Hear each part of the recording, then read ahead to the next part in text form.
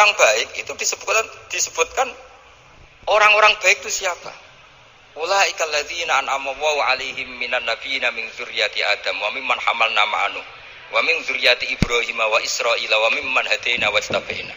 Selalu orang baik itu diceritakan orangnya dan ngikuti orang juga. Ulaikal ladzina hadahum wa fa bihudahum muqtadi. Kenapa? Karena kita tidak bisa niru Allah, karena Allah itu tidak makan, tidak minum, tidak tidur. Tentu tidak nikah. Tapi sekarang orang tuh geger, manut guru-guru ra mesti bener. Sing marai kaidah nak guru ra mesti bener tuh kita. Kita setiap ngajar di Lirboyo di Sarang bilang selain Rasulullah Muhammad itu tidak maksum. Jadi mereka ketinggalan kalau ngomong kiai ra mesti bener. Tahu kita mulai kecil diajarin selain Nabi kok ora maksum. Dekne ro ilmu anyaran kok ngandani sing mulai bayi alim itu kan lucu. Kita mulai dulu tahu selain Nabi itu tidak maksum. Kok malah dikandani kiai tidak mesti bener, kenapa diikutin? Udah tahu kalau kiai tidak mesti bener. Cuma kalau kiai tidak mesti bener, nak kue mesti ra bener. Lagi-lagi gerakan cangkem elek kan gitu.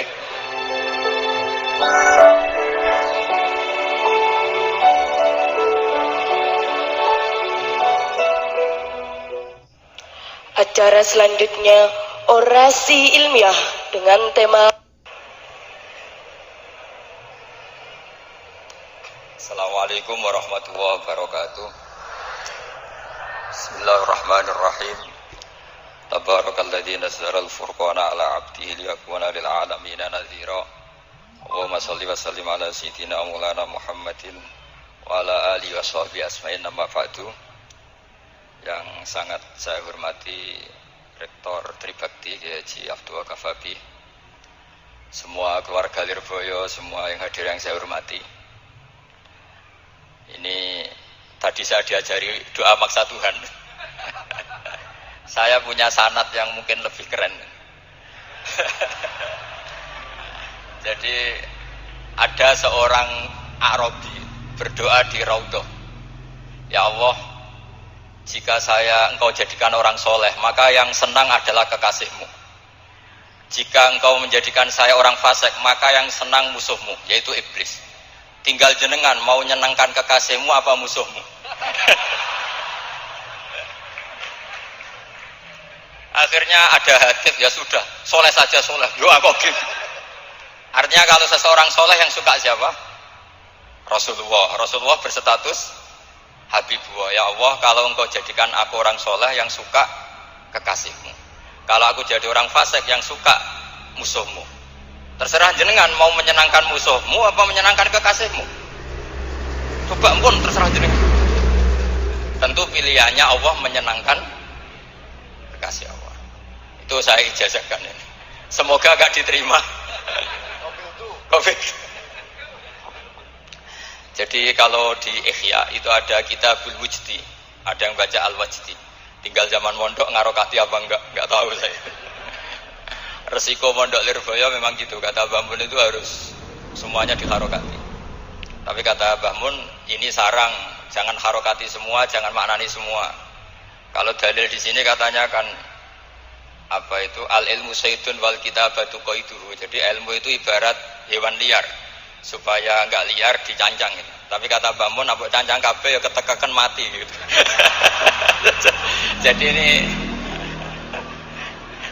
nah, saya ini kan dikatakan Gus Kafabi tadi cucu murid.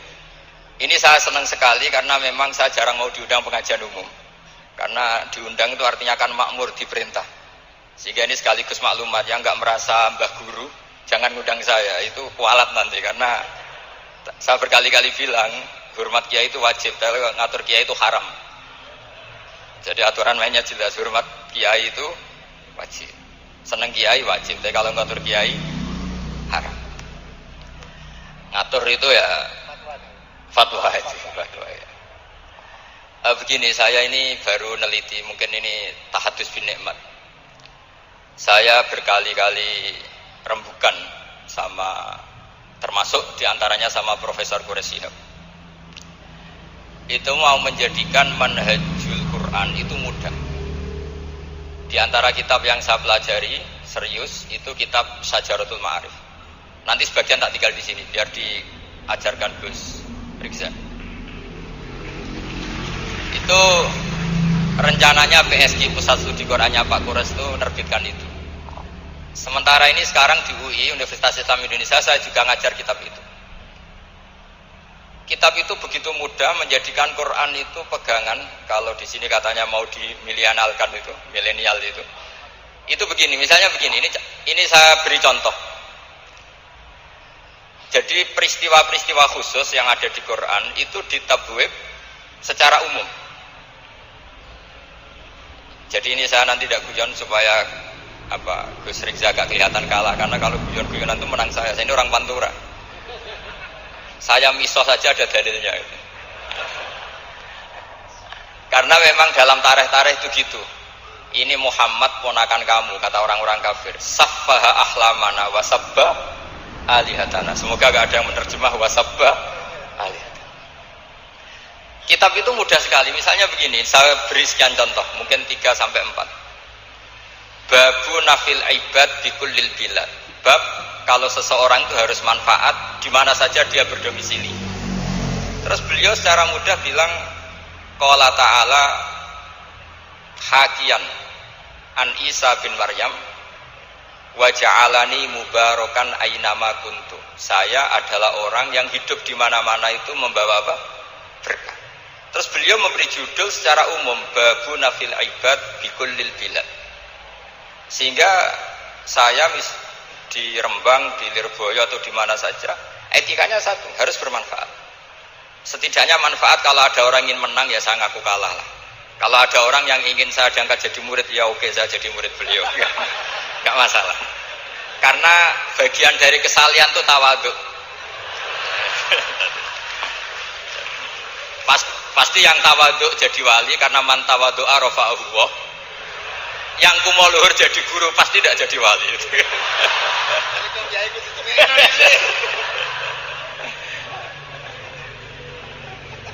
Terus ada bab yang sesuai dalam konteks Indonesia. Itu juga dibabkan umum, babu saddid dzara'i. Bab menutup pintu potensi-potensi yang enggak baik. Terus beliau mengutip qala ta'ala wala tasubbul ladzina yad'una min dunillahi fayasubbullaha adwam bighairi ilm. Jadi dulu para sahabat saking semangatnya berislam, itu saking semangatnya itu sering bilang jancuk Lata, jancuk Uzza. Jadi ini tidak jauh-jauh dari misoh, karena memang sudah dicap cangkem elek tadi. Terus mereka tanya, lalu kalau Tuhan saya jancuk, bahayanya jancuk juga Tuhan kamu. Akhirnya Allah bilang gini, Muhammad, umatmu kandhane aja misoi brolo, kurbane aku. Makanya terusannya ayat fayasubbuha adwam bi khairil. Dan itu oleh Syekh Izzuddin bin Abdissalam yang dikenal sebagai Sultanul Auliya itu dibabkan mudah sekali. Babu saddid dzara'i. Jadi kalau kamu ingin Allah tidak dipisoi, Islam tidak disakiti, kamu jangan menyakiti agama lain. Itu bagian dari mencintai Islam. Jangan kira kita hormat sama agama lain karena ikrar, tidak, itu bagian dari mencintai Islam. Terus mengutip sekian hadis, la yasubbur rajulu aba. Sebagian riwayat la yal'anur rajulu aba. Ada yang baca la yal'ani, terserah lah. Kalau nahiyah la yal'an sapa rajul itu terserah. Itu apa khobar bimanal amri, apa bacanya la yal'an itu bisa dipasul masail nanti itu. Jangan sampai seseorang itu misoi bapaknya. Kata para sahabat, wa kaifa yasubbur rajul abahu. Bagaimana mungkin seseorang misoi bapaknya sendiri? Terus kata Rasulullah, yasubbu abar rajuli fayasubbu abah. Wa yasubbu ummar rajuli fayasubbu ummah. Dia misoi bapaknya orang lain, kemudian dibalas bapaknya di misoi. Ini penting saya utarakan. Jadi mudah sekali. Terus dibabkan di bab umum itu babu saddid dzara'i. Sehingga peristiwa yang khususiyah ini menjadi bisa ditarik kesimpulan secara umum, dan Quran maupun hadis mengawal kita ila yaumil kiamah. Karena kita ada kehilangan stok untuk memaknai Quran dan hadis dengan cara yang diajarkan Syekh Izzuddin bin Abdissalam yang kita kenal, beliau termasuk Sultanul Ulama. Contoh ketiga ini yang paling penting, dan itu saya sering utarakan. Beliau bikin judul la yutrakul haqqu li ajlil batil. Kebenaran tidak boleh ditinggalkan hanya karena banyak kebatilan. Uniknya apa? Beliau pakai dalil, saya yakin seorang dokter Riza pun gak terlintas kalau itu ada. Meskipun bikin rumus istihad tadi yang gak ada kembarannya tadi. Karena ulama yang waras ya gak ingin ngembari rumus seperti itu. Memang gak perlu dikembarin, apalagi dosen-dosen tribakti itu gak suka. Ini padune ra kuat gaji kan gitu. Itu kan dalih supaya ngirit ya. Wes mulang gak arep-arep gaji barokah. Itu mesti kong kali kong sama bendara gitu. Karena yayasan itu. Itu ada judul la yutrakul haqqu li ajlil batil. Itu uniknya beliau hanya dalil inna sofa wal marwata min sya'airillah faman hajjal baita wa i'tamara fala junaha alaihi ayyat tawafa bihima. Sofa dan marwah itu hakikatnya adalah min sya'airillah, termasuk syiar-syiarnya Allah. Maka siapa yang haji maupun umroh enggak apa-apa. Allah dalam bahasakan itu enggak apa-apa, fala junah enggak apa-apa, terus saja tawaf di situ. Memang dalam bahasa Quran enggak bahasa sa'i tapi pakai bahasa tawaf, ayat tawaf. Kata Sayyiduddin bin Abi Salam, di sofa ini ada Isaf nama berhala, di Marwah ada Nailah juga nama berhala. Yang orang-orang jahiliyah dulu ini menyembah dua berhala ini. Karena ada berhala mereka merasa risih kalau ibadah ritual tauhid di situ. Tapi kata Allah, teruskan saja kamu tawaf di situ atau sa'i di situ. Artinya apa? Kebenaran tetap diperintahkan meskipun ada kebatilan. Jadi gampang sekali. Terus beliau bikin judul la yutrakul haqqu li ajlil batil. Barang hak itu tidak boleh ditinggalkan karena barang batil. Saya di mana-mana kalau boleh dikatakan fatwa. Kalau ada orang mati karena narkoba atau karena mendem atau karena koplo atau karena oplosan, itu kita sebagai kiai datang saja. Tapi tidak harus kiai yang top-top kayak Gus Rizal, salah satu kiai datang. Karena sekali kita tidak datang, mereka akan menciptakan tradisi baru dalam penguburan. Kiai ratekong, soleh-soleh ratekong, dipendem ala mereka. Didekno ambek diminumi arak. Sehingga kita datang ini karena apa? Sebetulnya demi melaksanakan syariat Islam, memperlakukan janazatu muslim.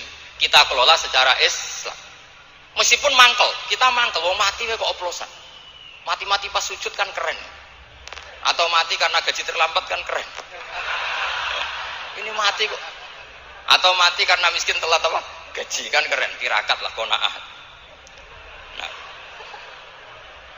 Betul, ini mas-mas kalau yang mencintai bapak ada kesampaian, syahid cinta itu juga syahid. Asal tidak pernah lihat, tidak pernah SMS. Ngempet tok itu kalau mati itu syahid. Tapi syaratnya nggak lihat, nggak nge-SMS, nggak WA. Pokoknya seperti itu. Nah, ini penting saya utarakan. Saya pernah diundang salah satu acara akad nikah. Itu yang undang itu nanggap ketoprak. Gus nanti ada ketoprak di rumah saya, tapi jangan nggak usah lihat itu. Tapi jam 9 ngakatkan anak saya. Ya saya datang. Pas itu memang nggak ada witir saya datang. Itu sudah ada biduannya banyak di situ. Kenapa saya datang? Pikiran saya tadi. Kalau kiai tidak menyaksikan akad nikah, nanti mereka bisa bikin cara akad dengan cara mereka sendiri. Sehingga takbir-takbir yang di fikih, misalnya walimatul ursi itu kalau ada ikhtilatur rijal wan nisa haram hadir, itu nggak pernah dilakukan oleh guru-guru kita. Setahu saya Mbah Mun, bapak saya, guru-guru kita, meskipun ada ikhtilatur rijal wan nisa, mereka kalau ada walimatul ursi asal tidak ada uzur itu datang.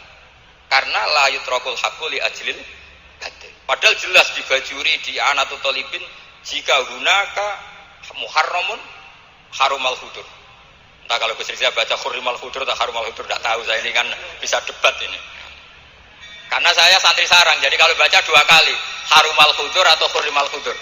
Tapi kalau yang santri sini mau tidak mau ya anut harokatnya dulu tadi. Resikonya nurut itu harus ikut haruma apa hurrima. Kalau saya karena enggak dimaknani, jadi ya bingung. Maksudnya bingung milih, saking banyaknya ilmu. Bukan bingung karena goblok, bukan.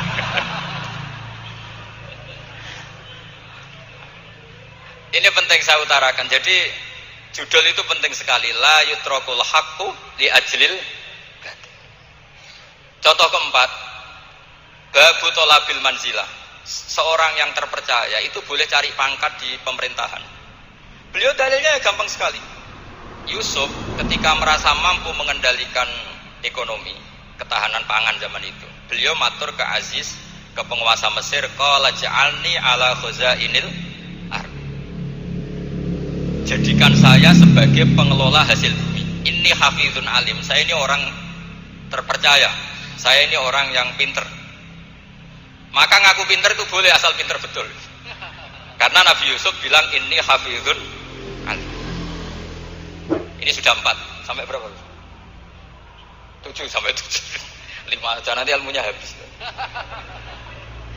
Jadi saya mohon nanti kitab itu saya tinggal 1, tolong dipelajari teman-teman supaya apa ya, ada cara mudah. Dan kitab itu pernah dibaca Syekhina Kiai Maimun di Sarang, pernah tak bawa ke Jakarta, saya diskusikan dengan Pak Profesor Quraisy Shihab. Terus sekarang juga dalam proses diterjemah. Tapi saya mohon ini yang nggak penting, terjemahnya itu nggak penting sebenarnya. Ini anak-anak Lirboyo kan bisa ngartikan sendiri, bukan sekedar terjemah tapi ngartikan sendiri. Itu unik, cara memahami itu unik sekali dan mudah. Jadi setiap peristiwa khusus itu diberi judul umum. Nah barokahnya judul umum ini, Quran itu menjadi ngawal kita ila yaumil qiyamah. Tapi kalau itu kamu anggap ini peristiwa Yusuf, ini peristiwa Yakub, peristiwa Ibrahim, maka seakan-akan Quran itu tidak untuk kita. Makanya tadi, misalnya wala tasubul ladina dibabkan babu saddid dzara'i. Itu semudah itu, segampang itu. Sehingga dalam kitab Minhajul Abidin diterangkan ada seorang wali yang takut dosa karena banyak perempuan cantik yang pakai celana pendek, banyak bulat di dunia itu. Singkat cerita dia uzlah, dia santai-santai di gunung makan rerumputan. Terus ada wali yang kelasnya lebih tinggi. Kamu di sini ngapain uzlah? Kenapa? Meninggalkan dosa. Terus digojlok sama wali yang lebih senior. Kira-kira ya saya gojlok Gus Rizal gitu. Kata si wali yang lebih senior tadi, taraktum ummata Muhammadin fi aidil mubtadi'ah. Sebetulnya kamu itu tidak menghindari dosa, tapi malah parah. Ketika umat tidak kamu pimpin, artinya membiarkan dipimpin kelompok lain. Dan itu bisa orang ahli bid'ah, bisa orang kafir, bisa yang lebih menyesatkan. Jadi uzlah itu tidak solusi. Ini pentingnya pembanding. Jadi gak apa-apa nanti setelah saya ngisi, dikasih kesempatan untuk bully saya, gak apa-apa. Saya terlalu sakti untuk dikalahkan. Jadi artinya muhibbin saya itu gak ngefek lah kalau saya diadili siapa? Gus Riksa. Gak ngefek. Jadi menurut saya nanti tak kasih kesempatan untuk ngadili saya. Terus setelah itu selesai, saya tidak jawab lagi. Sebagai latihan calon wali itu harus sabar. Jadi wal kadhiminal ghaidha wal afina anin nas. Jadi setelah saya dibully nanti saya bilang sudah saya maafkan, wassalamualaikum, terus gitu. Terus contoh yang paling ekstrim gini Gus Riksa, ada contoh babu jawazin namimah limaslahatin. Bab boleh adu-adu. Adu-adu itu mengadukan satu peristiwa yang buruk ke orang lain karena maslahat. Itu contohnya unik sekali. Saya ini bingung, masa ada namam atau namimah kemudian ditoleransi. Terus beliau pakai dalil wajah arojulum min aqsal madinati yas'a qala ya Musa innal mal'a ya'tamiru nabikal yaqtulu kafakhrus innilaka minan nasihin. Musa, saya ini pegawai kerajaan Fir'aun, saya termasuk perwira di kerajaan Fir'aun. Saya tahu rapat tadi malam itu memutuskan menangkap kamu untuk dibunuh, maka kamu harus secepatnya keluar dari Mesir. Itu kan sebetulnya tipikalnya agak namimah, adu-adu, tapi limas lahatin. Itu mudah sekali kitab itu. Jadi saya mohon anak-anak tribakti yang mau mengkaji Quran ingin alim, pakai kitab itu. Saya jamin kalau khatam pasti alim, khatam paham maksudnya. Daripada sampean pakai metode usul fikih itu keruwetan, karena selain judulnya sudah ruwet, lubul usul itu sudah ruwet. Dulu saya ngaji di Sarang itu semua satu kelas itu semuanya dapat 4. Kecuali saya tidak dapat nilai karena gurunya bingung biji. Tidak tahu bingungnya itu karena dianggap terlalu alim atau terlalu goblok, tidak tahu saya. Yang jelas usul fikih saya itu gak ada nilainya. Begini kalau dalam usul fikih kan begini. Ya ini agak menghormati pasca sarjana, jadi agak ruwet biar kesannya itu ya intelek atau pinter lah gitu. Kalau guyon terus itu kan nganggep sampean itu isane mau paham guyon itu. Jadi gak ngergani orang seperti orang guyon terus itu. Tapi ini agak serius. Begini. Misalnya saya sebagai kiai ngundang Zaid, kamu kesini. Saya jelas sebut Zaid kesini, ada tamu. Sebetulnya saya ingin Zaid apa ingin cah dalam siapa saja asal bisa melayani tamu. Zaidun itu zikrul ba'di wa iradatil kul apa zikru Zaidin bi ainihi. Itu kan jadi perdebatan di ilmu usul fikih. Ketika Zaid gak ada, terus di situ ada pelayan yang bernama Bakar Umar gak datang, pasti kayaknya marah. Cek sombong ya santriku, tak udang rano sing moro. Terus misalnya anak-anak bilang, Pak Yai Anda kan tadi manggil Zaid, gak manggil kita. Cek goblok maksudku ono sing nyuguhi teh. Ora kudu Zaid, Bakar Umar yo kena. Bocah kok goblok kan mesti gitu. Artinya gini, menyebut aktor dalam Quran atau hadis itu yuradu syakhsun bi ainihi, apa itu bagian dari zikrul ba'di wa iradatil. Sehingga semua peristiwa di Quran entah itu nyebut Fir'aun berarti mewakili orang togo, orang yang lanjut. Menyebut Musa mewakili orang baik. Apa bagaimana? Itu jadi perdebatan. Nah itu di kitab usul fikih itu penjelasannya ruwet sekali. Sehingga mungkin misalnya begini dalam satu kaidah usul fikih. Hormati tamu yang datang ke saya, siapa saja. Setelah itu saya ralat, hormati Zaid jika datang bertamu ke saya.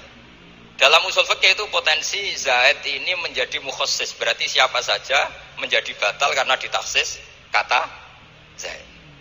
Ada potensinya begini, siapa saja tetap berlaku, dan kiai menyebut Zaid adalah zikru ba'di afrodi dzalikal kulli, menyebut individu dari kuliah yang masuk. Jadi tetap hormati tamu siapa yang termasuk siapa saja adalah Zaid.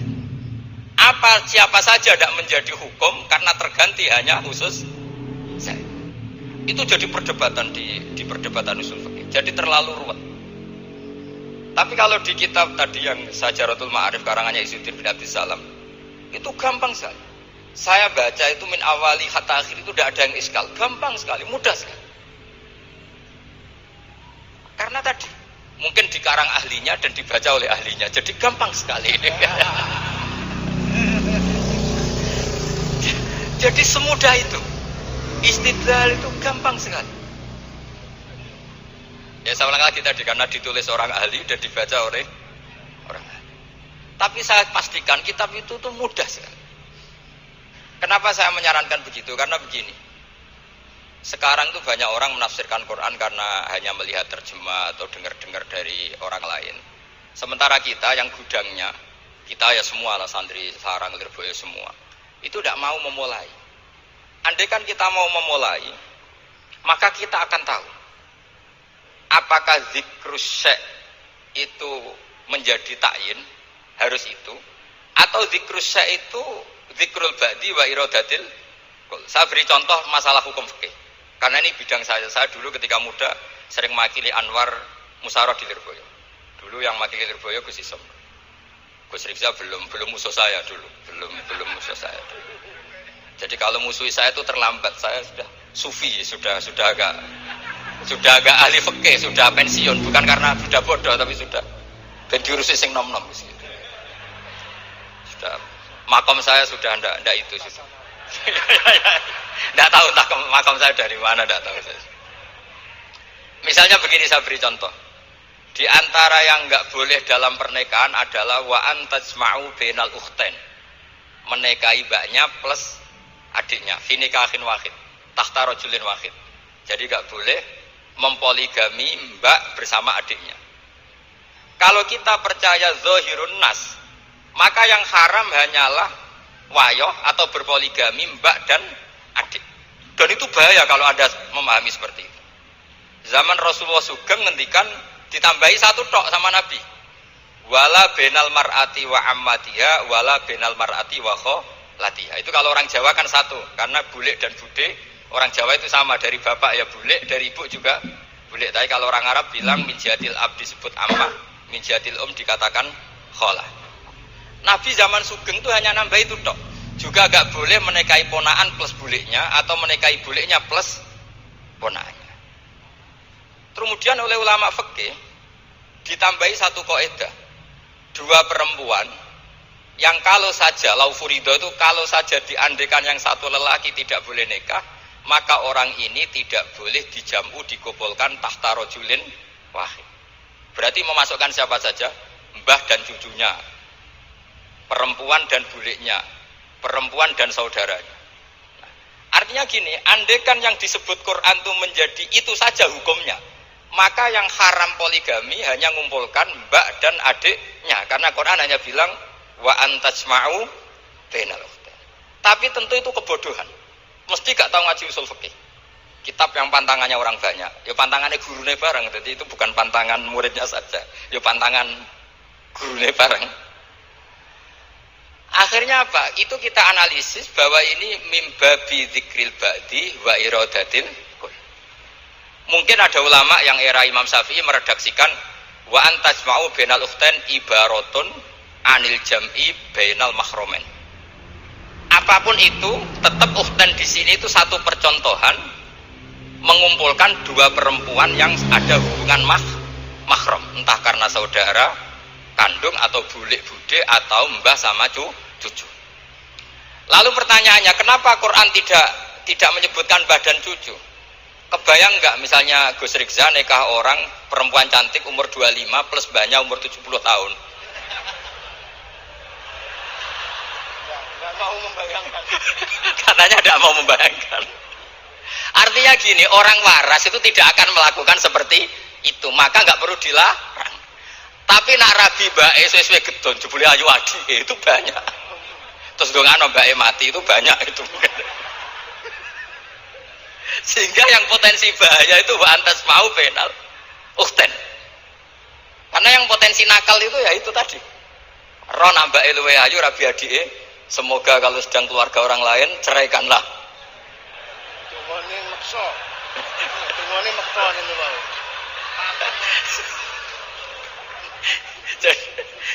Jadi ini penting saya utarakan. Jadi ini serius tapi saya tetap rileks. Jadi mohon dipelajari lah usul fikih. Kalau usul fikih Anda kesulitan, pelajari saja kitab Syajaratul apa? Ma'arif. Nanti kitabnya saya titipkan siapa saja Pak. Insya Allah sampai ke kursi saya. Apa kitab Syajaratul Ma'arif? Itu menurut saya kitab terbaik dalam mempermudah memahami Quran. Ya modelnya begitu, misalnya tadi babu nafil ibad bikulil bilad, bab seorang hamba sebaiknya di mana saja bermanfaat. Terus cerita tentang Nabi Isa wa ja'alani mubarakan aina makun. Saya masih ingat baca kitab supaya Pondok Lirboyo bangga bahwa cucu muridnya alim alama. Jadi ini bagian dari itu. Wong putu muridé wae alim, bangkune murid Lirboyo ora alim, wong putune wae alim kan gitu. Jadi kalau sampean ndak alim dosa gede. Saya kata Gus Kafabi kan putu murid, wong putune wae alim mosok muridé gak alim. Awas nak keman gak alim, sini-sini wong. Jadi harus mengkaca, putune wae alim, apalagi Anaknya pas. apalagi anaknya pas.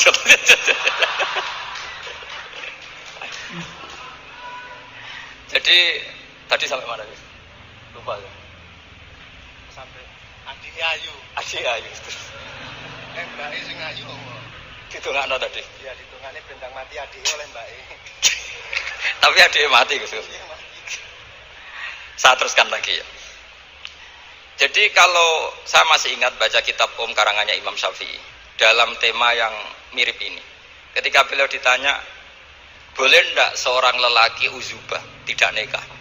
Waqat qala Rasulullah sallallahu alaihi wasallam an nikah sunnati faman raghiba an sunnati falaysa minni. Itu kata Imam Syafi'i. Ya kalau dia tidak nikah karena benci sunnah Rasulullah itu buruk, tapi kalau karena takdir dia tidak suka nikah atau enggak payu rabi ya enggak apa-apa. Terus Imam Syafi'i ditanya, apa dalilnya? Jawabnya Imam Syafi'i itu rileks sekali. Inna wa ta'ala dzakara 'abdan sholihan wa wasafa bi annahu hasur. Terus beliau baca ayat wa sayyidahu wa